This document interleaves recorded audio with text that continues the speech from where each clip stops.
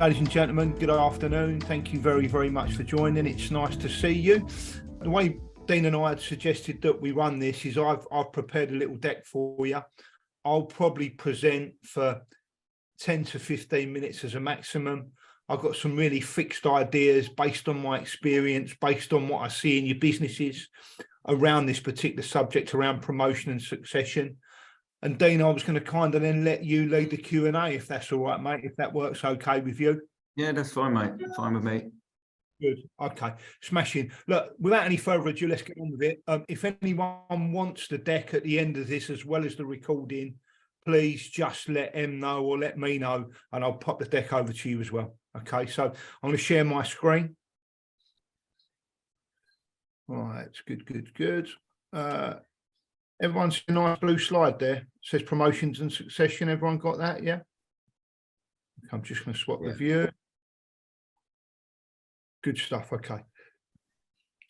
Ladies and gentlemen, I was very keen to start with a little bit of an infographic, if I could. And the infographic represents what I consider to be the circle of success around promotion and succession. So, first things first, one of the areas that I see so many growing businesses they're lacking in is that layer of middle management. They've got really strong leadership at the top of the tree.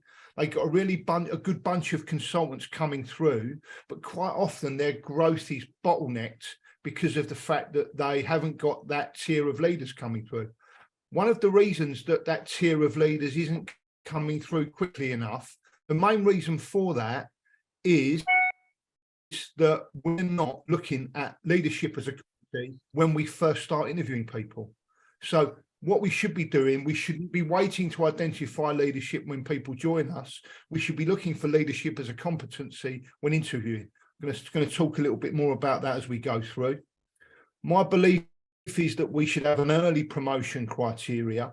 So we should be putting promotion yardsticks, promotion roadmaps in place really early on in people's careers. And I want to explain why. My belief is people should be our consultant population should be on a promotional journey with us from day one onwards.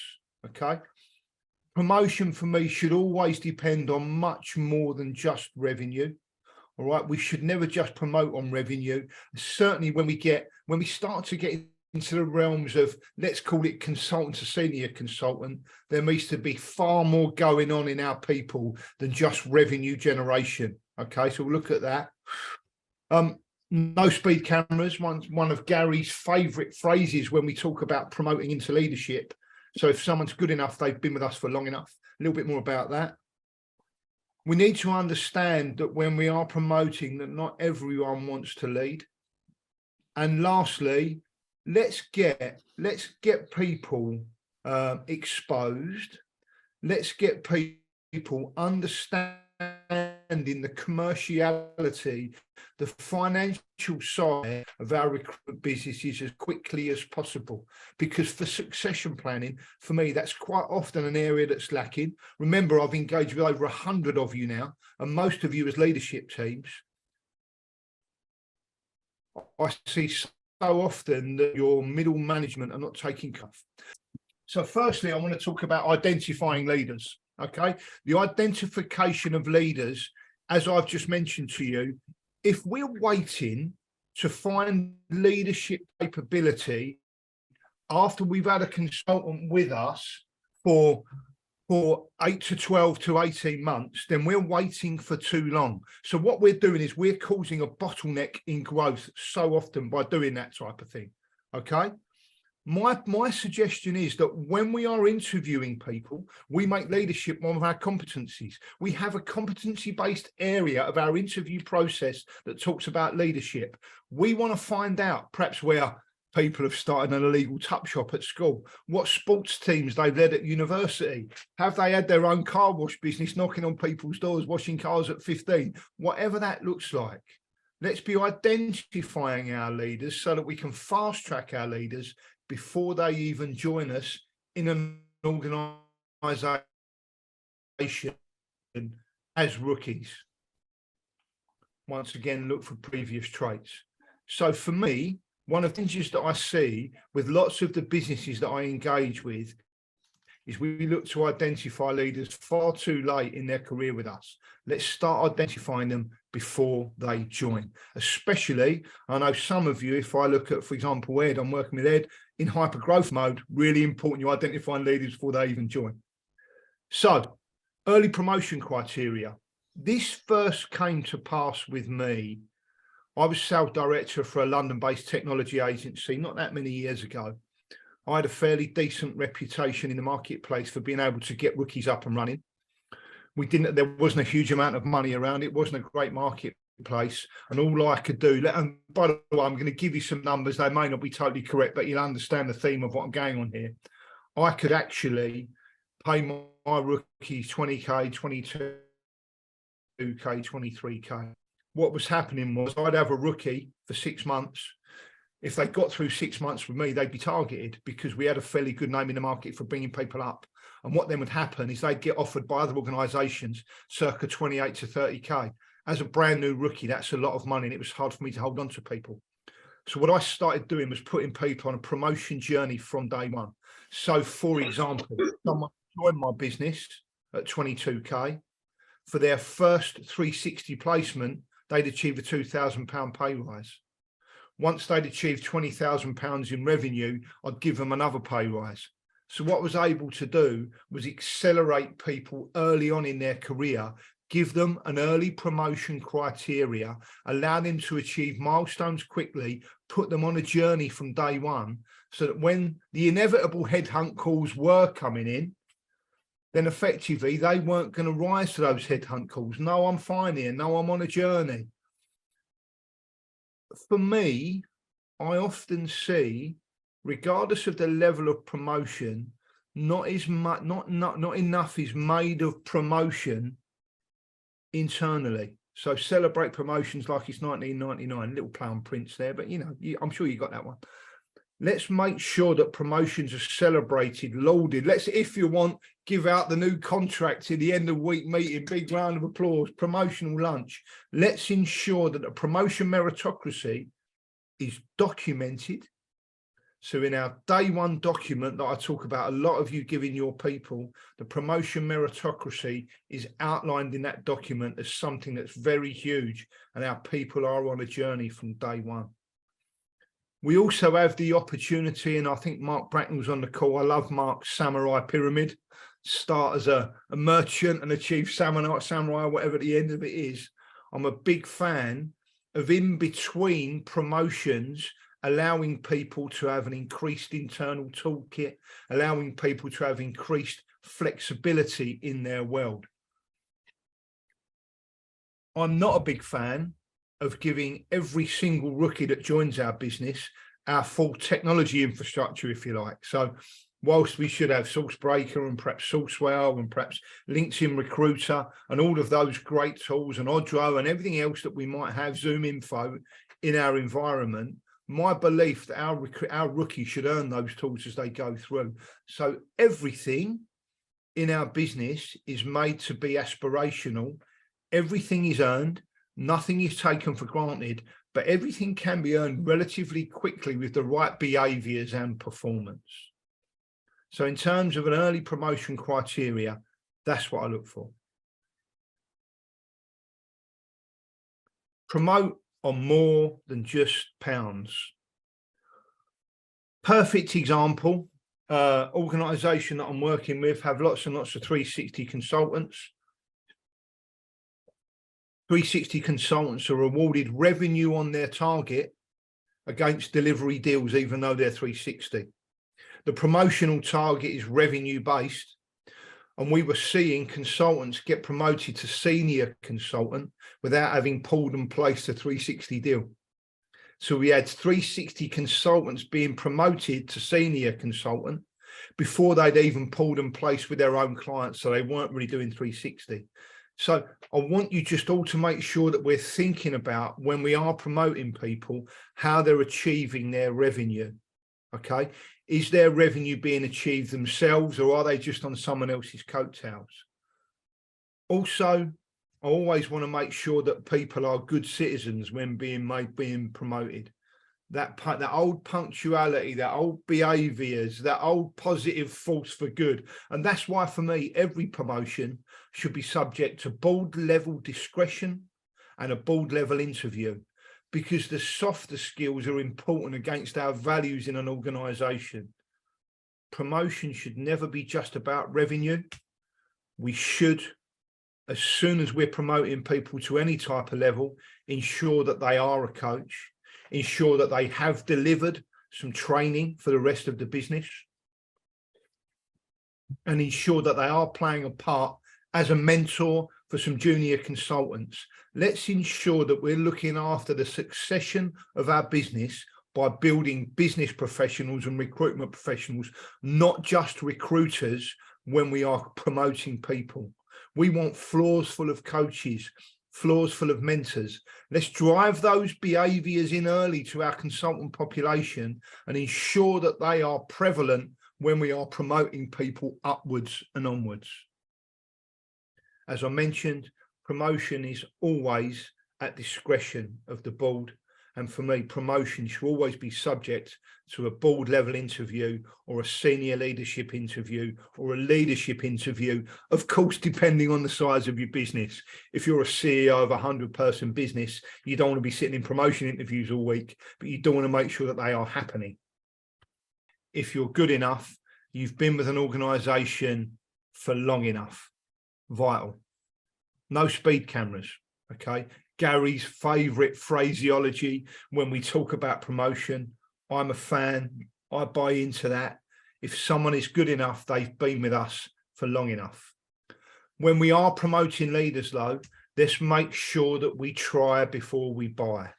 Let's make sure that before we formalise that leadership title, formalise those leadership commercials, formalise potentially that leadership salary, that we are asking people to do the job first. In other words, we are asking our guys to invest their time in us before we promote properly. Let's have a look at them as leaders. Let's have a look at them as mentors. Let's make sure they have the basic skills to allow someone in their team to get up and running nice and quickly. Let's make sure that they are showing the good softer skills, the social skills, the leadership skills, the abilities to drive the right behaviours before we're formalising leadership titles. As a result of that, let's not do this. Let's not have a good biller in our business that we suddenly tap on the shoulder and say, oh, you've got 2 rookies turning up Monday, without any formalised training for those people. I am pleased to say that more and more of my clients and more of the agencies that I engage in are getting a Future Leaders program going. If you are looking for a Future Leaders program, I might know someone who runs one. All right. Cheeky little upsell, always got to be done. So let's ensure that we're getting some formalised basic training into our leaders so they don't classically fall betwixt and between when they start leading. Okay. Trevor, sorry, if I could just ask a quick question. Yes. So on the try before you buy, in your eyes, what is a fair period of time that you would expect somebody to hire a rookie and demonstrate the right kind of behaviours and the right kind of productivity? Absolutely. From that person? So for me, Ed, it's a little bit more than time. I've got a leader. I hire them a rookie. Now, the induction that I suggest for anyone is a very rigorous, solid, intense 13-week induction where the consultant passes or fails. The rookie passes or fails. That induction has 4 pinch points: week 2, week 4, week 8, week 13. Week 13 is about revenue production. Once they've got 2 rookies through induction, we then make them a junior team lead. Once they've achieved 3 rookies billing regularly, then we're able to formalise them as a leader and then start talking about override and desk override and that type of thing. So really, for me, once again, it's no speed cameras, really. It's about getting people up and running as quickly as possible and an amount of people up and running to our satisfaction.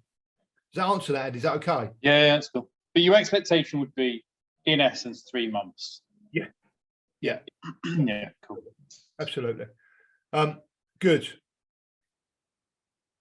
Please be aware, pre-COVID and next year actually we'll be doing far more multi-agency leadership courses where you guys will have responsibility to send your leaders, amongst others, perhaps spend some time with me, spend some time with Dean, spend some time with Gary, be it face-to-face, be it online, whatever, be it at a chateau, wherever it is.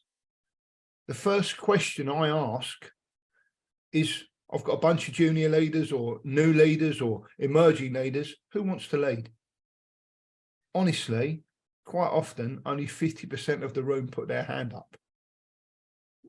So for me, we should never force people to lead, okay?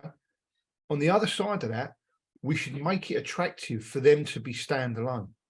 We should make it attractive for them to be a principal consultant, okay? We should make it attractive for a principal consultant to have perhaps different commercials, different flexibility, perhaps wrap some dedicated resource around them if they're a particular rainmaker in a plant portfolio. But let's make sure that we make it attractive to stand alone, as long as our principal consultants are what I call cultural architects. So they're behind our vision and our mission and everything we try and do. They're not barrack room lawyers that are effectively suggesting that everything we do is wrong, in the dripping poison into the ear holes of the rest of the desk. So they are cultural architects. They are mentors. They are prepared to help out around the desk all of the time to ensure that the junior consultants get up and running, and they are prepared to step into your shoes when you're not there. But please do make it attractive to be standalone. And lastly, just a word on succession, and something that I see so often that isn't necessarily done in the right way, okay? I believe our responsibility in the journey of travel to people that we have that have a good skill set goes like this. Our first job is for them to achieve status as a recruitment professional, and us to provide them with an infrastructure which allows them to do that. Our job then is to mold them, coach them, train them and develop them into a leadership professional. Our job then, as quickly as possible, is to make them a business professional, is to ensure they can run a scaled down P&L, even if it's money out and money in, is to ensure they understand desk cost, is to ensure they understand the impact of their consultants spending money on expenses, is to ensure they understand the impact of us developing a further toolkit and infrastructure if we're giving them more tools, is to make sure that we are getting them ready as quickly as possible to run the agency for us. Don't wait for someone to be a sales director before they have an understanding how the finance and commerce arm of an organisation works. Ensure that we are building business professionals as quickly as possible. That, ladies and gentlemen, is my content. I'm here to take any questions, and perhaps Dean, you can lead the Q&A as well, if that's okay. Yeah, that was great, Trev. Has anyone got any questions? Anything they want to ask, or I'll add something? We've got a couple in here. Let's have, oh, right, okay. Hi, Dean. I've got a question, if that's okay. Yeah, crack on. Hi, Trevor. Thanks for that as well, by the way, mate. Thank you very much. Just a question on, I guess, bringing people into your business as managers. So we talked a lot about people coming through the business, being good recruiters, not necessarily promoting on billing, obviously the whole round thing. What's your thoughts on bringing people in to the business as a manager, whether that be from recruitment previously or new into recruitment, but a strong manager previously? Dean, do you want to take that one, or do you want me to take it? It's up to you, that one. Yeah, I mean, we can both give an opinion on it. You can fire if you want. I mean, for me, I'm always keen, wherever possible, Gary, to promote an aspirational culture. So I want people seeing other people come through. I do believe, though, what's happened is in the marketplace over the last couple of years, we've been able to achieve brilliant revenues and put ourselves in hyper growth mode really quickly. So I think how that's manifested itself is at times we've been forced to bring in external leaders. My go-to is always to make our culture as aspirational as possible. If not, then for me, it's an entirely different interview process, which will probably look like some kind of external testing and ensure that, we may be getting some help to really, I know Dean interview for your clients, especially on leadership roles, Dean, as an objective voice. If we are going to do that, we must cross our T's and dot our I's. It's secondary for me. I'd much prefer to promote leaders from within. Yeah, I'd totally echo that. All my best leaders have been promoted from within. Sometimes you don't have the pool of resource, depending on the structure of your business. You don't have those people. And if you need a manager, you've got to understand essentially why you need them. What problem are they going to solve within your business, within your organogram, in terms of your structure. And I've actually spoken to several pirates over the last 2 or 3 weeks about this, where they've one of them sent me a CV of somebody and they said, this person looks really, really good for my business. They've got this many years experience. They're quite expensive. An immediate thing I looked at that CV, I went, that's an account management CV. It's an account management CV with little bits in there about building business and whatever else. I said, but that's totally wrong for your business. And I've seen this a business Trevor and I had interactions with, and a while back saw a CV. This person got hired as essentially an MD. And massive money as well, wasn't it? Massive money, and the CV to the layman was amazing. Took me 30 seconds, and Trev, look at that. That's completely wrong for your business. And they get bought into. So you've got to really be careful, because it's, you can have a management CV. So one, they've got experience. Everyone loves experience because it means you can do the job, and I have to do less training and I have to do less onboarding and all these types of things. Everybody in recruitment can say the right thing about we built business, we did that. You really, when you're going to management, or you're going to somebody who's going to come in and manage even a small team or directors or whatever else, you need to drill down to find out how big a cog they were in that machine. Right, what they were doing, whether it was delivery, whether it's 360, whether they're doing client expansion, what their abilities are. But even when you're totally satisfied with that, you still don't let them come in and just give them free rein. Over the years of so many businesses, I've hired this £500,000 biller, this 750 biller, this £1 million biller. What are you doing with them? Well, they're good. They know what they're doing, do they? They might have been in this business that was winning these accounts because they've been around this amount of time and had this support and this network.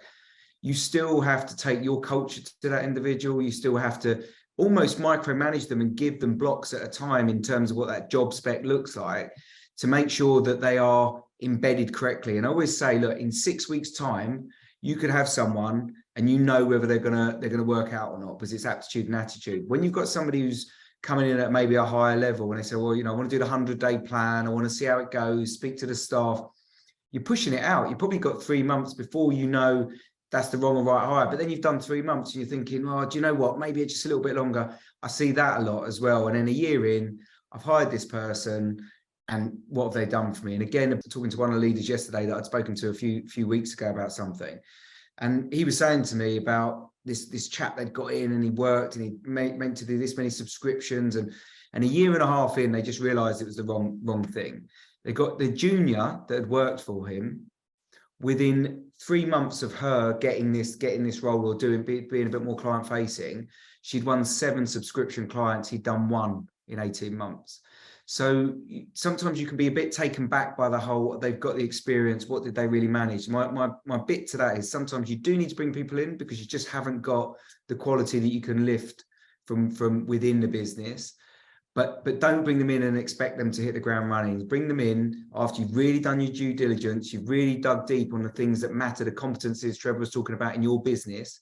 What problem does it solve? Why do you want them to do it? How do they deal with failure? All these types of things. And the biggest question I always ask myself with promotion and with bringing anyone in, would I want to work for that person?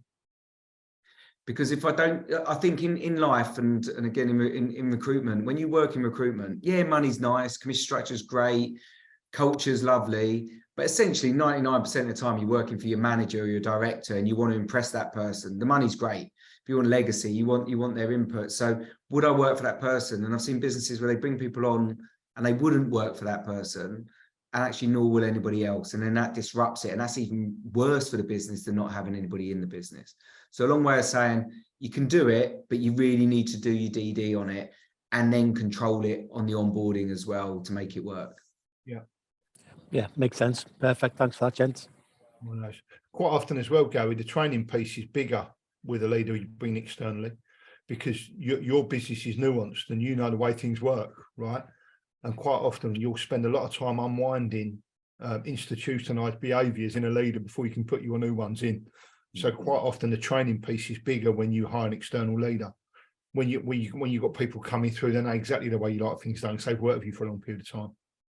Yeah, you're spot on with that. A lot of misconceptions, preconceptions when you bring people in from other businesses. Oh, my CRM didn't do this, so this one didn't do that. I do the CIS profiling with Dom as well. So I was about to hire a director for one of my businesses, interviewed another director yesterday, and I've done it. And I just overlay it just to see whether or not, you know, and I'll talk it through with Dom, and he'll go, right, okay, yeah, that person's going to work well with you because you like to work like that. And because look, if somebody's really slow and they don't want to make decisions and they want to take their time and they want to understand everything, and you're like, I want to do deals, one of you're going to throw them out the window, right? Because you're just going to grate each other. So it's really good, as I think that Trevor was saying earlier about getting those profiles. And if you're still there or thereabouts, why not get Dom to do the profiling, see how that person, that manager works with the SLT, the senior leadership team. And get someone totally external to have a chat with them, mate. Someone totally objective that's got no impact on your business, just to spend half hour with them. Because sometimes we get a little bit emotionally involved and attached in a process, and we think we really want this person, and we become a bit blinkered.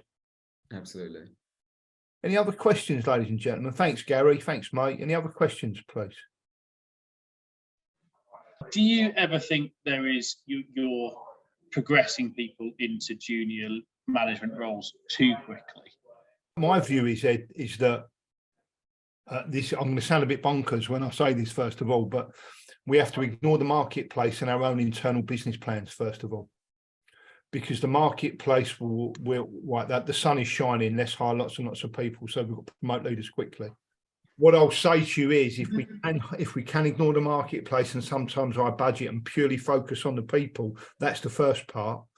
The second part is ensuring that we provide an internal infrastructure which gives them as much as we possibly can to ensure they can succeed, which looks like a future leaders program, which looks like an internal mentorship program where they're bolted straight into a more senior level.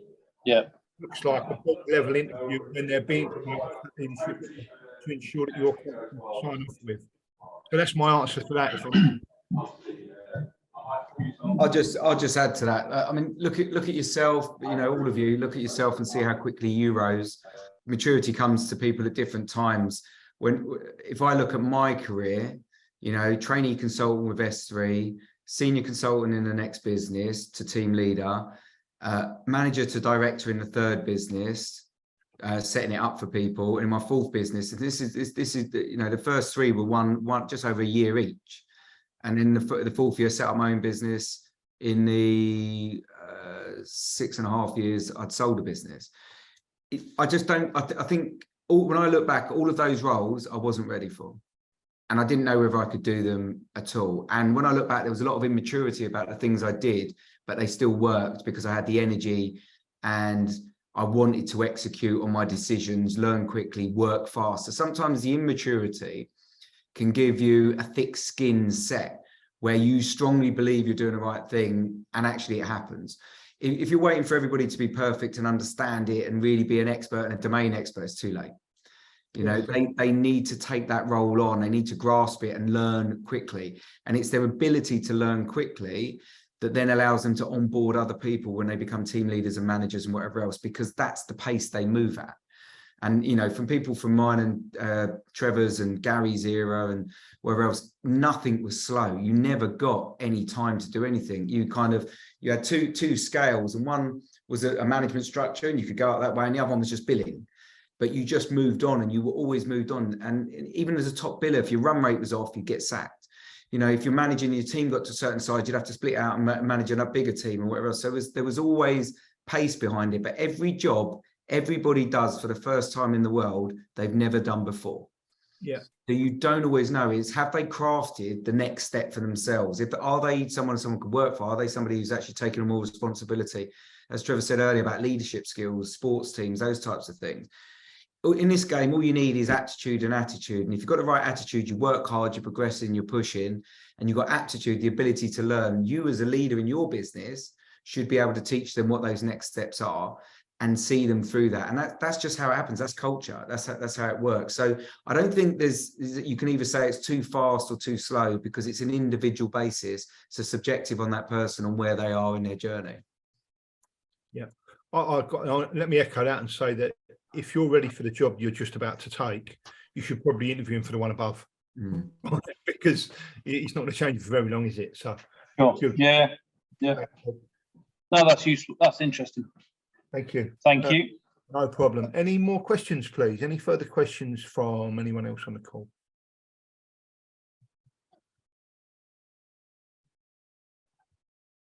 All right. Okay. Well, if there's not, I hope that's been handy. I hope that's been a good way to spend 40 minutes. I think the video will come out. If anyone wants the deck, please let me know and I'll send the deck over. And I guess we'll see you on the next one. Yeah. Thanks, gents. Thanks, everyone. Cheers, everyone. Thank you. Thanks, guys. Cheers, everyone. Bye-bye.